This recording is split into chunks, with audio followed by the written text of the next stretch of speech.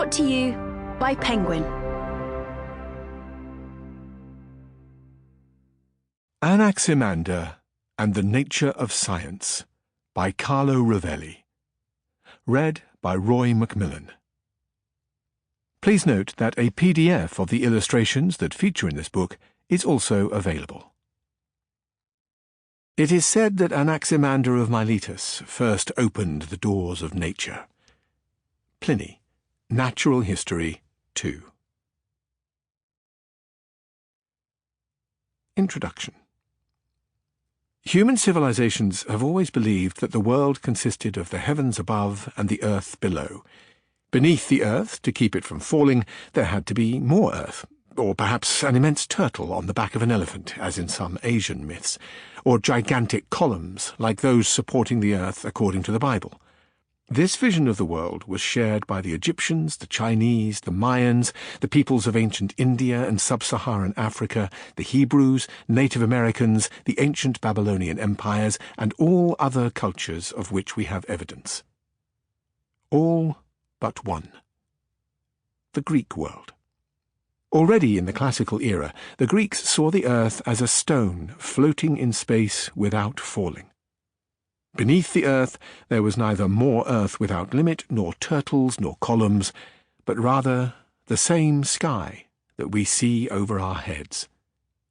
How did the Greeks manage to understand so early that the earth is suspended in the void and that the heavens continue under our feet? Who understood this? And how? The man who made this enormous leap in understanding the world is the main character in this story. Anaximandros in the Greek, Anaximander to us now, who lived 26 centuries ago in Miletus, a Greek city on the coast of what is now Turkey.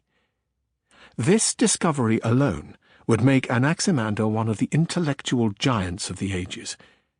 But Anaximander's legacy is still greater. He paved the way for physics, geography, meteorology, and biology. Even more important than these contributions, he set in motion the process of rethinking our worldview, a search for knowledge based on the rejection of any obvious-seeming certainty, which is one of the main roots of scientific thinking. The nature of scientific thinking is the second subject of this book. Science, I believe, is a passionate search for always newer ways to conceive the world. Its strength lies not in the certainties it reaches, but in a radical awareness of the vastness of our ignorance. This awareness allows us to keep questioning our own knowledge, and thus to continue learning. Therefore, the scientific quest for knowledge is not nourished by certainty. It is nourished by a radical lack of certainty. Its way is fluid, capable of continuous evolution, and has immense strength and a subtle magic. It is able to overthrow the order of things and reconceive the world time and again.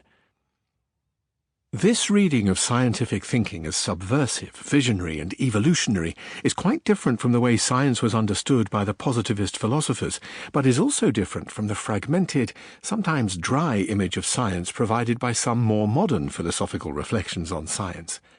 The aspect of science that I seek to illuminate in these pages is its critical and rebellious ability to reimagine the world again and again. If this reimagining of the world is a central aspect of the scientific enterprise, then the beginning of this adventure is not to be sought in Newton's laws of motion, in Galileo's experiments, or Francis Bacon's reflections, not even in the early and mathematical constructions of Alexandrian astronomy. It must be sought in what can be called the first great scientific revolution in human history. Anaximander's revolution.